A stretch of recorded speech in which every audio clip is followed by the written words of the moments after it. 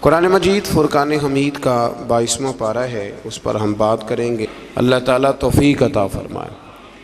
سورت یہاں چل رہی ہے احزاب،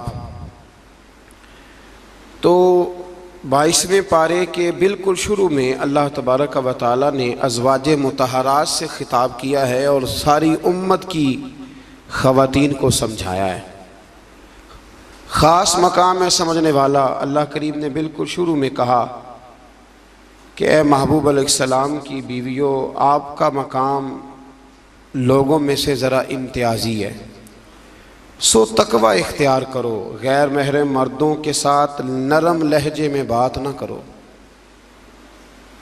نرم لہجے میں غیر محرم کے ساتھ بات، بس اپنے کام کی بات کرو، اور وہ بھی اس طرح بات کرو جس طرح بے رخی سے ہوتی ہے۔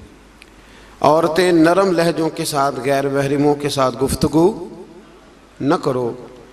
اور پھر ارشاد فرمایا جا رہا ہے کہ ضرورت کے مطابق بات کرو، زیادہ بات بھی نہ کرو، اپنے گھروں میں رہو اور زمانہ جاہلیت کی طرح زیب و زینت کی نمائش نہ کرو۔ نماز اور زکوٰۃ، اللہ اور اس کے رسول صلی اللہ علیہ وسلم کی اطاعت پر کاربند رہو، اور جو ایسا کریں گی تو ان کو دوہرا اجر ملے گا،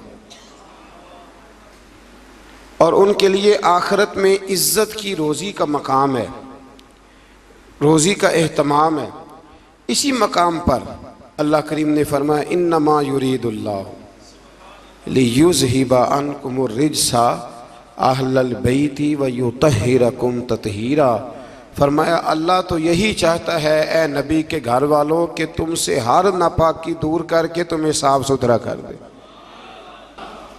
فرمایا اللہ تو یہی چاہتا ہے کہ تم سے ہر ناپاکی دور کر کے تمہیں، پیچھے کس کا ذکر ہو رہا تھا؟ ازواج مطہرات کا، نبی پاک علیہ السلام کی۔ تو یہ ذکر ہی، یہ آیت تذکرہ ہی ازواج کے تذکرے میں آیا۔ بہت سارے لوگ کہتے ہیں اہل بیت میں بیویاں شامل ہی نہیں، یہ صرف حضور علیہ السلام کہ وہ اہل بیت ہیں جو حضرت علی، سیدہ فاطمہ اور ان کی اولاد ہے۔ وہ خدا کے بندے، جب آپ سے پوچھا جاتا ہے گھر والوں کا کیا حال ہے تو بیویاں مراد ہوتی ہیں کہ نہیں؟ جب پوچھا جاتا ہے کہ گھر والوں کا کیا حال ہے، صرف بچے مراد ہوتے ہیں کہ بیوی بھی مراد ہوتی ہے؟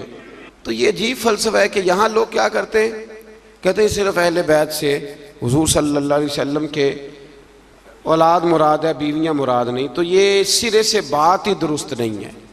جب اہل بیت کی بات ہوگی تو حضور کی ساری ازواج اہل بیت میں شامل، یہ سمجھ لے بات، چونکہ یہاں تذکرہ ہی ازواج مطہرات کا چلا آ رہا ہے۔ پھر اس سے آگے آیت نمبر 35 میں مومن مردوں اور عورتوں کی اکٹھی صفات کا بیان ہے۔ اللہ تبارک و تعالیٰ نے فرمایا کہ مومن مرد اطاعت شعار ہوتے ہیں، صداقت شعار ہوتے ہیں، صبر و رضا کا پیکر ہوتے ہیں۔ ان کے دل اللہ کے حضور عجز اور تواضع کے خوگر ہوتے ہیں۔ وہ صدقات دینے والے ہوتے ہیں، روزے دار ہوتے ہیں، اپنی حیا اور عزت کی حفاظت کرنے والے ہوتے ہیں، اور اللہ کا کثرت سے ذکر کرنے والے ہوتے ہیں، اور ان کے لیے اللہ نے بخشش اور اجر عظیم کی نعمتیں تیار کی ہوئی۔ پھر آیت نمبر 36 میں فرمایا نہ کسی مومن مرد اور نہ کسی مومن عورت کے لیے یہ جائز ہے کہ جب اللہ اور اس کا رسول کو فیصلہ فرما دیں تو ان کے لیے اپنے اس کام میں کوئی اختیار رہ جائے۔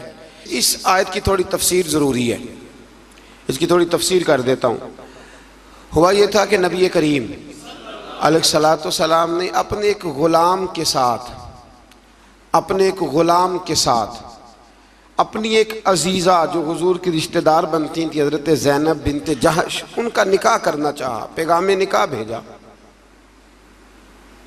انہوں نے کہا جی ہم قریشی خاندان سے ہیں اور یہ غلام ہے تو اس کو کیسے رشتہ دے دیں، حالانکہ حضور نے پیغام بھیجا تھا۔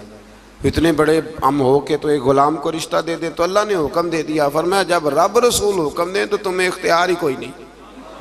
اور جب یہ آیت نازل ہوئی تو وہ حضرت زینب بنت جہش کے گھر والے خود حاضر ہوئے، عرض کی حضور جہاں آپ کا دل کرتا ہے آپ بچی کا رشتہ فرما دیں، ہم اللہ رسول کے حکم کے آگے بات نہیں کر سکتے۔ آج بھی آپ دیکھ لیں، برادری پہلے اور دین معاذ اللہ بعد میں۔ برادری پہلے، بھائی شادی پہ کوئی بےہودہ حرکت نہ کرنا تو کہتے میری برادری نہیں مانتی۔ یہ بڑا خطرناک جملہ ہے۔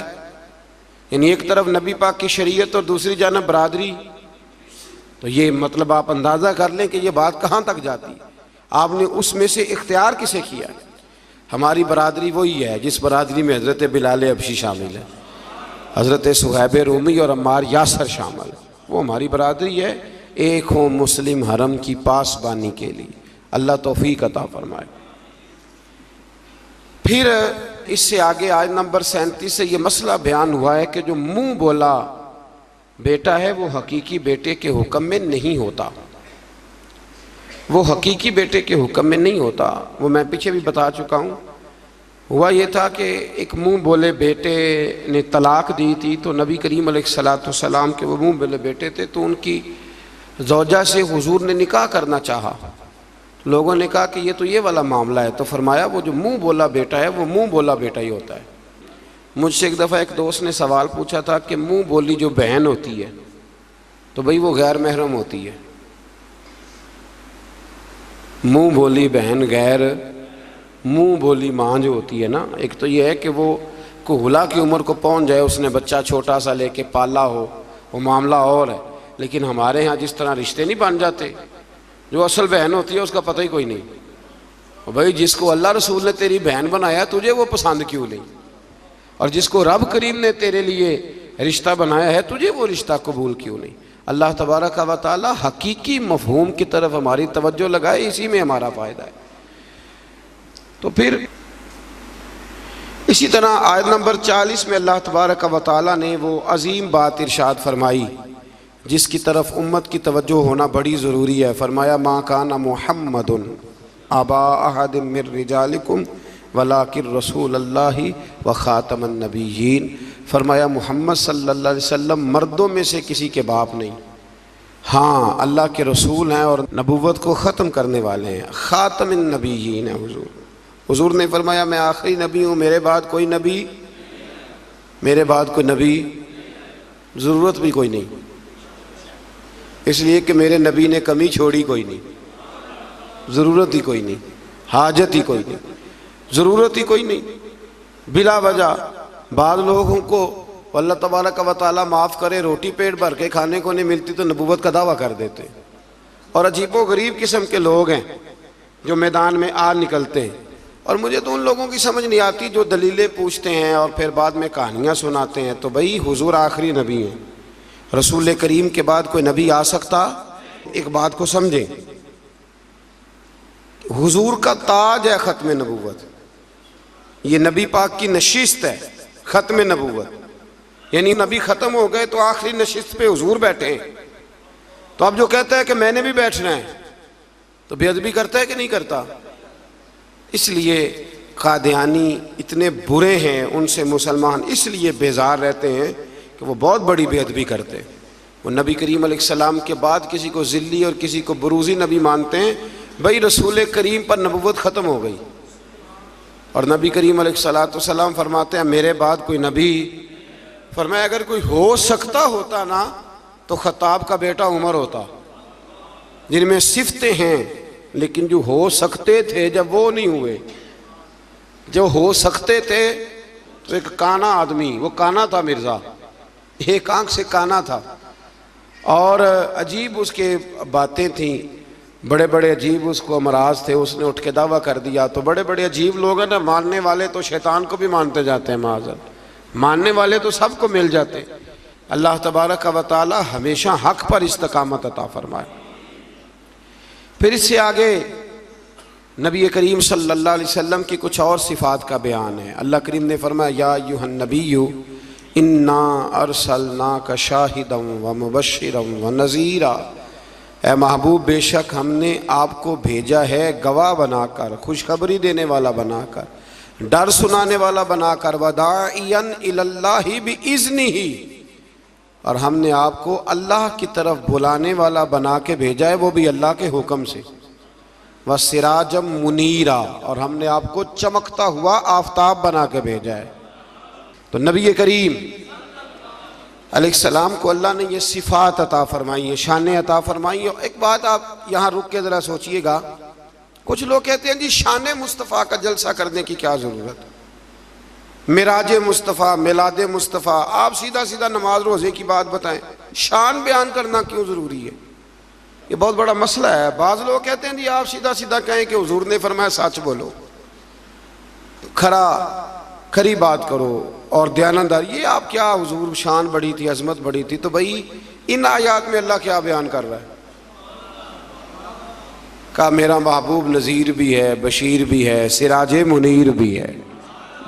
یہ ساری صفتیں اللہ نے قرآن میں بیان کی، اور ایک جگہ پہ نہیں، درجنوں جگہ پہ واضح آیات میں۔ ویسے تو سارا ہی قرآن حضور کی تعریف ہے، اور یہ میں نہیں کہہ رہا، یہ حضرت عائشہ صدیقہ فرماتی، کانا خلقہ القرآن، فرمایا اگر تم نے حضور علیہ السلام کے اخلاق دیکھنے ہو تو قرآن پڑھ لو۔ تو اس لیے یہ عظمتوں اور شانوں کا بیان یہ طریقہ ہے، یہ مسلمان کی روح کی غذا ہے۔ اللہ ہمیں سمجھنے کی توفیق عطا فرمائے۔ پھر آیت نمبر 53 سے نبی پاک علیہ السلام کی بارگاہ کے آداب بیان ہوئے کہ بغیر اجازت نبی کے گھر میں داخل نہ ہو، دعوت طعام ہو تو کھانا کھا کے منتشر ہو جاؤ۔ کھانا کھا لیا تو اب ہوا یہ کہ حضور نے دعوت پکائی کچھ صحابہ کی، تو کھانا کھا کے بیٹھ گئے گپ شپ کرنے کے لیے۔ تو محبوب کریم نے ایک دو دفعہ دیکھا کہ اب یہ جائیں، حضور نے آرام کرنا تھا، لیکن کچھ لوگ بیٹھ گئے، تو اللہ کریم نے فرمایا جب کھا لیا ہے نا اب جاؤ منتشر ہو جاؤ۔ گویا رب کریم اپنے محبوب کے دربار کے آداب بیان فرماتا ہے، اللہ بیان فرماتا ہے۔ اللہ اکبر۔ نبی کی بیویوں سے کوئی چیز مانگو تو پردے کے پیچھے سے مانگو۔ نبی کی بیویوں سے آپ کی رحلت کے بعد دائمی طور پر مسلمانوں کا نکاح ممنوع ہے۔ اپنے کسی بھی عمل سے اللہ اور اس کے رسول صلی اللہ علیہ وسلم کو تکلیف نہ دو۔ شان رسالت میں عظیم ترین آیت ہے آیت نمبر 56، بڑی عظیم آیت، کون سی بلا؟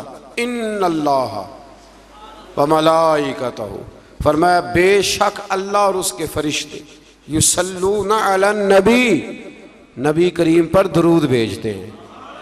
اللہ بھی بھیجتا ہے، اللہ کے فرشتے بھی درود پڑھتے ہیں۔ یا ایھا الذین آمنوا صلوا علیہ وسلموا تسلیما، اے ایمان والو تم بھی نبی پاک پر درود پڑھو اور خوب سلام پڑھو۔ تو یہ آیہ مبارکہ نازل ہوئی کہ اور حضور صلی اللہ علیہ وسلم نے فرمایا اگر تم مجھ پر ایک بار درود پڑھو گے تو اللہ تم پہ 10 رحمتیں فرمائے گا، اور تمہارے 10 گناہ معاف کر دے گا، اور تمہارے 10 درجے اللہ بلند فرما دے گا۔ ایک بار درود شریف کو وظیفہ بنائیں، پابندی سے پڑھا کریں، پابندی سے۔ میں نے اپنے بزرگوں کو دیکھا ہے کچھ کام کرتے، کبھی کبھی مجھے لگتا ہے کہ وہ کام آج بھی بڑے ضروری ہیں، بڑے ضروری۔ بزرگ یہ کیا کرتے تھے کہ وہ نا اپنی ریل رکھتے تھے، اپنا مصلی بچھاتے تھے مسجد میں آ کے بھی، اور اپنی تسبیح سائیڈ پہ رکھ لیتے تھے صبح کے وقت، اور روزے نہیں ہوتے تھے تو پانی کا پیالہ بھی ساتھ ہوتا تھا، کچھ دیر قرآن پاک پڑھنا، اپنا مصلی بچھایا، پھر اس کے ساتھ کچھ دیر تسبیح پڑھنی، پھر پانی پہ پھونک مارنی، پھر اس کو پینا۔ مجھے لگتا ہے یہ اہتمام ہے عبادت کا۔ میں دوستوں سے کہا کرتا ہوں کہ ہاتھوں میں تسبیح رکھ لو، تسبیح ہاتھ میں ہو تو چلتی بھی رہتی ہے، تو یہ چھوڑ دیں، لوگ کیا کہیں گے، بہانہ کریں گے، دنیا کہے گی یہ بابا تسبیح ہو گیا، تو کہنے دو، تسبیح ہو تو تسبیح چلتی بھی، سمجھ آ گئی یہ بات کی؟ تو اہتمام کریں، یہ 20 منٹ 10 منٹ مصلی پہ بیٹھ کے درود شریف پڑھیں۔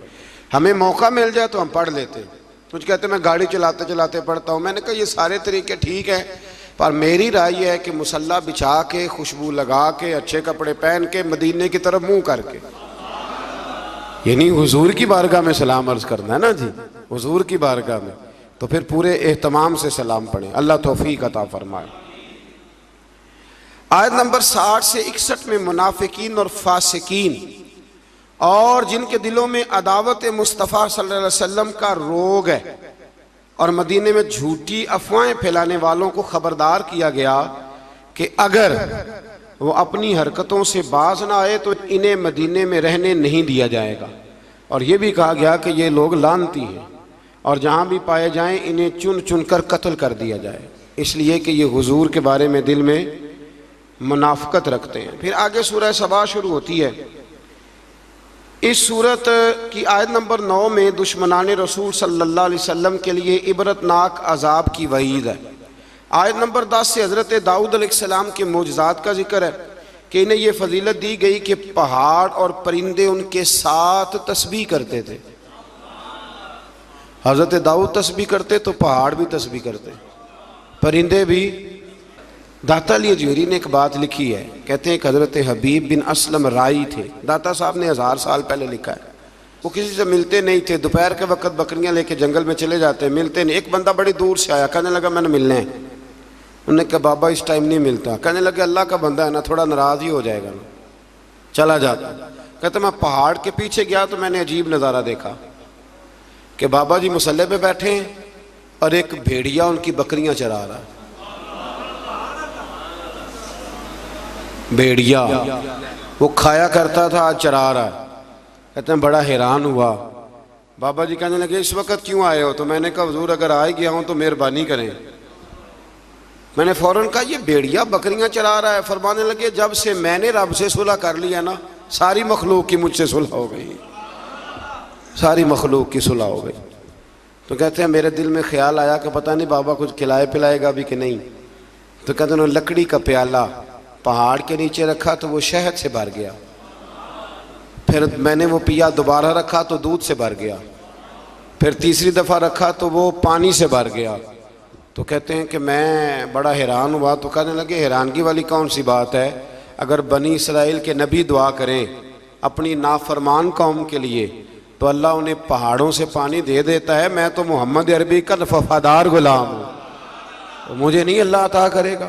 یہ میں ساتھ ساتھ بزرگوں کی باتیں اس لیے کرتا ہوں جب بنی اسرائیل کا ذکر آتا ہے کہ میرے نبی پاک نے فرمایا علماء امتی کا انبیاء بنی اسرائیل، میری امت کے علماء اولیاء بنی اسرائیل کے نبیوں کی طرح ہوں گے۔ تو حضرت داؤد علیہ السلام کے ساتھ پرندے اور پہاڑ تسبیح کرتے تھے۔ لوہا ان کے لیے نرم کر دیا گیا تھا اور وہ زرہیں بناتے تھے اور باندھنے کے لیے ان میں کڑیاں بھی ڈالتے تھے۔ اسی طرح سلیمان علیہ السلام کے معجزات کا ذکر ہے کہ ہوا ان کے تخت کو تیز رفتاری کے ساتھ اڑا کر لے جاتی تھی اور اللہ تبارک و تعالیٰ کے حکم اور اذن سے جنات بھی ان کا حکم مانتے تھے، جنات بھی ان کا حکم۔ اور اس میں ایک واقعے کی طرف بھی اشارہ ہے۔ وہ ہوا یوں کہ حضرت سلیمان علیہ السلام نے نا بیت المقدس بنانی شروع کی تو ڈیوٹی جنوں کی لگا دی، فرمایا چلو بناؤ۔ یہ قرآن مجید میں ذکر ہے۔ حضرت سلیمان علیہ السلام نے جنوں کی ڈیوٹی لگائی تو پتا تھا آپ کو کہ میرا وقت بھی قریب ہے۔ بعض محدثین نے لکھا ہے کہ یہ 12-15 سال کی عمر میں یا 20 سال کی عمر میں بادشاہ بن گئے تھے، بڑی تھوڑی عمر میں۔ تو ان کو پتا تھا میرا وقت قریب ہے، تو بیت المقدس جو ہے اس کی تعمیر کا آغاز تو کیا تھا حضرت داؤد علیہ السلام نے، ان کے والد نے۔ وہ وصال کر گئے تھے، ان کو وصیت کر گئے۔ حضرت سلیمان ہم اس کو انہی بنیادوں پہ بنا رہے تھے تو ڈیوٹی لگائی جنوں کی کہ بناؤ۔ پتا تھا میرا وقت قریب ہے تو عرض کرنے لگے مالک اگر میں دنیا سے چلا بھی جاؤں تو ان سے پوشیدہ رکھنا، چلا بھی جاؤں تو ان سے پوشیدہ رکھنا، جنوں سے۔ میں پردہ کر گیا ہوں تو اپنی لاٹھی پر ٹیک لگا کے کھڑے ہو گئے، جن کام کرتے رہے، وہ کرتے ہی رہے، کرتے ہی رہے، کرتے ہی رہے۔ ان کو پتا تھا کہ حضرت سلیمان کھڑے ہیں، ذرا بھی حرکت کی نا تو ناراض ہو جائیں گے۔ کچھ نے لکھا ہے کہ کئی مہینے بیت گئے، حضرت سلیمان کھڑے ہیں۔ جب کام مکمل ہو گیا نا تو پھر اللہ نے حکم دیا زمین کو کہ سلیمان کو نہیں ان کی لاٹھی کو تو کھا جا۔ تو پھر لاٹھی کو زمین نے کھانا شروع کیا۔ وہ لگ جاتی ہے نا کچھ چیزیں لکڑی کو جو کھاتی ہیں، نے کھانا شروع کیا تو ڈنڈا ٹوٹا تو آپ زمین پہ تشریف لائے۔ پھر جنوں کو پتہ چلا کہ حضرت سلیمان تو وصال کر گئے۔ کتنی دیر ایسا رہا، اللہ تبارک و تعالی کتنے مہینے نبی، یہ قرآن مجید پڑھ رہا ہوں، آپ 22ویں پارے کی تلاوت کریں تو اگر حضرت سلیمان کتنے مہینے انتقال کے بعد بھی کھڑے رہیں تو ان کو کچھ نہیں ہوتا، تو بتائیے نا پھر حضور کا وہ فرمان کتنا حق اور سچ ہے کہ اللہ نے حرام کر دیا ہے زمین نبیوں کا وجود کھاتی نہیں۔ ان اللہ حرم علی الارض ان تاکل اجساد الانبیاء فنبی اللہ حی، فرمایا اللہ نے حرام کر دیا ہے زمین پر وہ نبیوں کے جسموں کو کھاتی۔ اللہ کے ہر نبی زندہ ہیں اور وہ رزق دیے جاتے ہیں، اللہ سمجھنے کی توفیق دے۔ پھر آیت نمبر 22 سے مشرکین کے باطل معبودوں کی بے بسی کا بھی ذکر ہے، اور یہ کہ اللہ تعالیٰ کے حضور اس کے اذن کے بغیر کسی کو شفاعت کی مجال نہیں، عرض کریں گے وہ اللہ تبارک و تعالیٰ کی اجازت سے کریں گے۔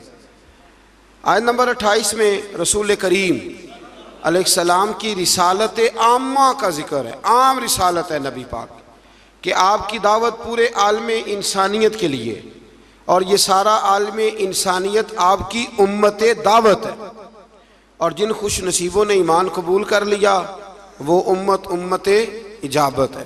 ایک ہے نبی پاک کی امت دعوت، تو وہ جس کا اللہ رب ہے نا، ان سب کی طرف حضور رسول بن کے آئے، یعنی سب کو حضور نے دین کی دعوت دینی ہے۔ ہاں جو دعوت قبول کر لے پھر وہ امت اجابت ہے، قبول کرنے والی امت۔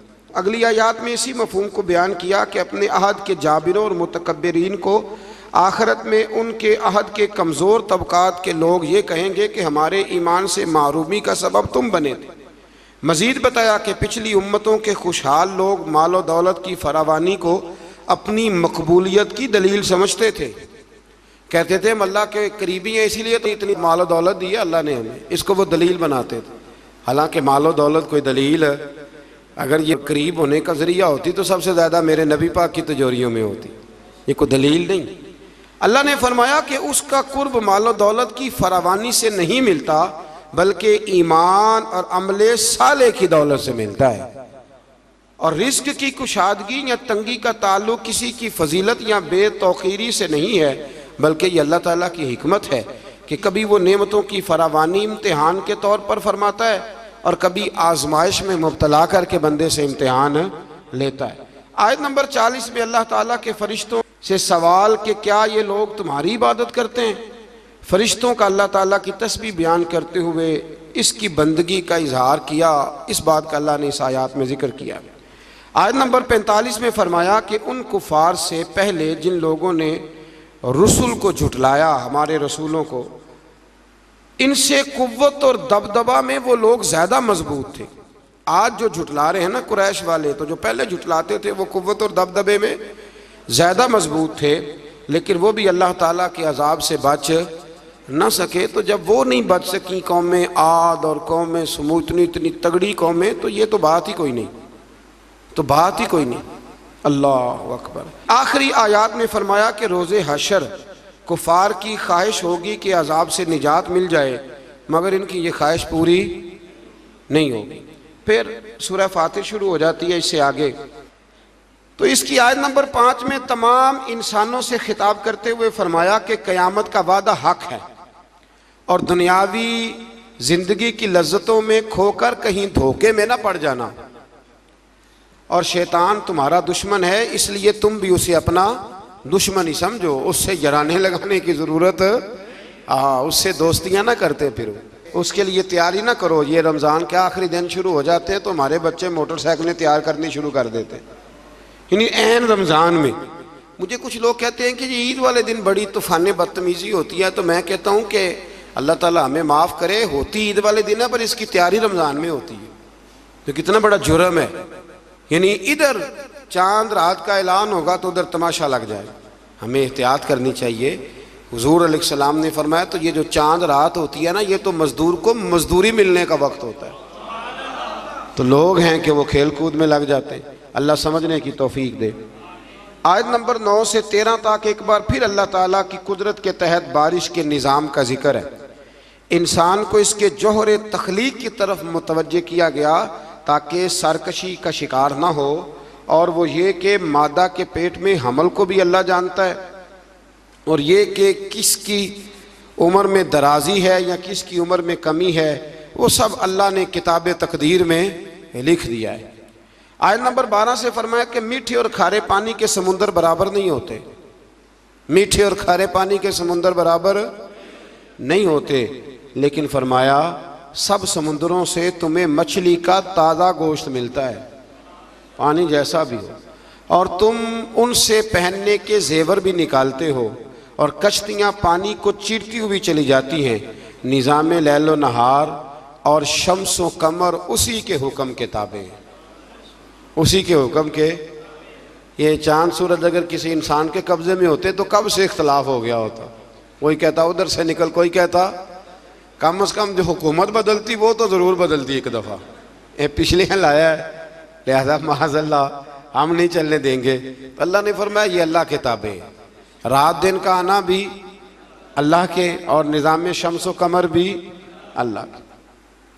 آیت نمبر 18 میں بتایا کہ کوئی بوجھ اٹھانے والا دوسرے کا بوجھ نہیں اٹھائے گا, یعنی ہر ایک کو اپنے اپنے عمل کا جواب دینا ہوگا, اور جو تزکیہ اور تقوی اختیار کرے گا تو اس کا فائدہ اسی کو پہنچے گا.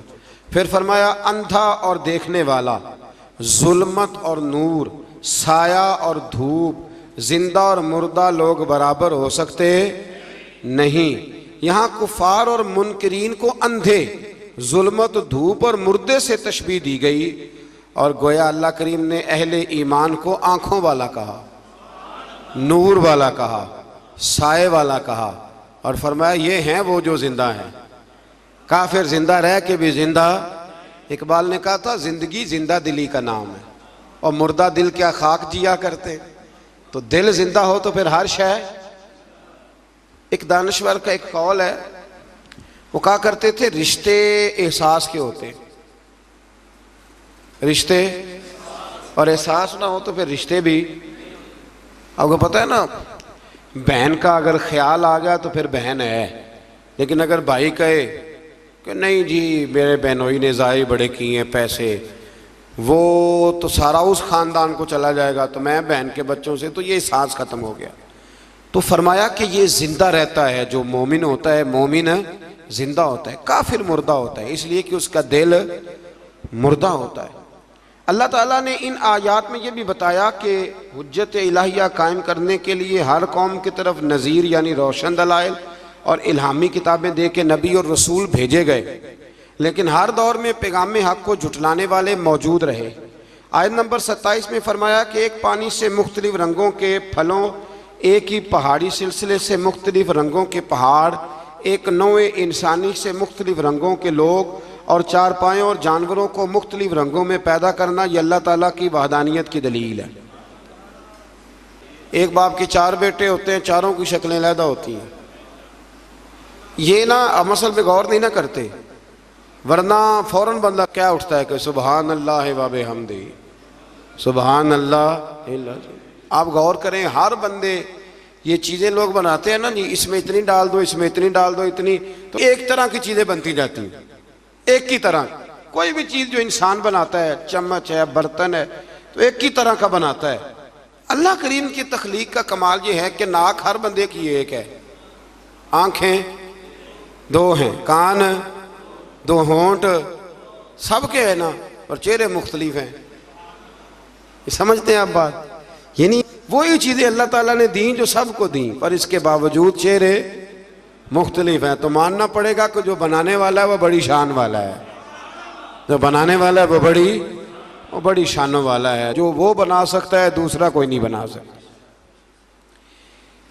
آیت نمبر 28 میں بتایا کہ جو علماء ربانیین ہیں نا, ان کے دلوں میں اللہ کی خشیت ہوتی ہے. انما یخشی اللہ من عبادہ العلماء. یہ مسئلہ تھوڑا ضرور سن لیں. فرمایا اللہ کے بندوں میں سے اللہ سے وہ ڈرتے ہیں جن کے پاس علم ہے. ایک لفظ کبھی کبھی ہم کہتے ہیں, لڑائی ہو جائے نا تو کہتے ہیں تو مینوں جاندا نہیں. اس کا کیا مطلب ہوتا ہے؟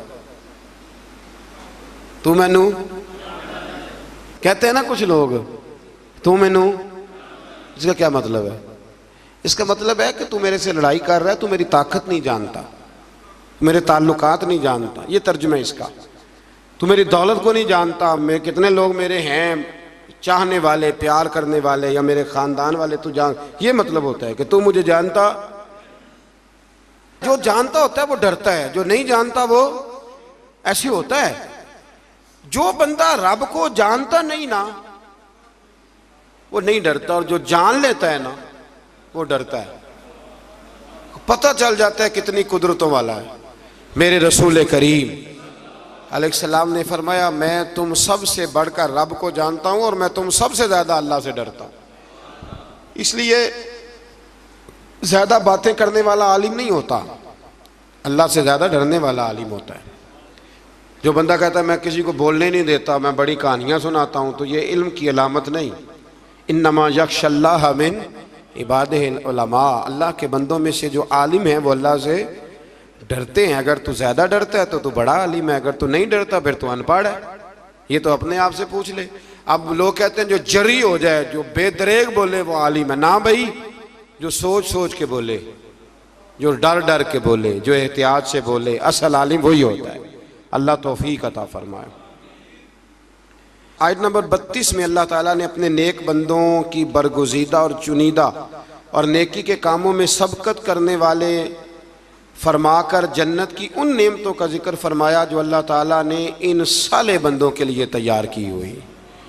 پھر آیت نمبر 40 میں مشرکوں کے معبودان باطلہ کا ذکر ہے۔ آیت نمبر 41 سے فرمایا کہ اللہ تعالیٰ آسمانوں اور زمینوں کو اپنے مرکز سے ہٹنے نہیں دیتا، اور اگر وہ اپنے مرکز سے ہٹ جائیں تو اللہ کے سوا کوئی دوبارہ ان کو اپنی جگہ پہ قائم کرنے والا نہیں ہے۔ آیت نمبر 45 میں فرمایا کہ اللہ تعالیٰ لوگوں کی بدعمالیوں کی وجہ سے ان کی گرفت فرماتا تو روئے زمین پر کوئی جاندار زندہ نہ ہوتا۔ اگر اللہ تعالیٰ لوگوں کے گناہوں کی وجہ سے ان کو پکڑتا تو پھر کوئی موجود مر گئے ہوتے، سارے ختم ہو گئے ہوتے۔ لیکن وہ ایک وقت مقررہ تک انہیں ڈھیل دے رہا ہے، پس جب ان کا وقت آ جائے گا تو اللہ تعالیٰ اپنے بندوں کو خوب دیکھ رہا ہے۔ اللہ تعالیٰ ہم سب کی حاضری کو مقبول فرمائے۔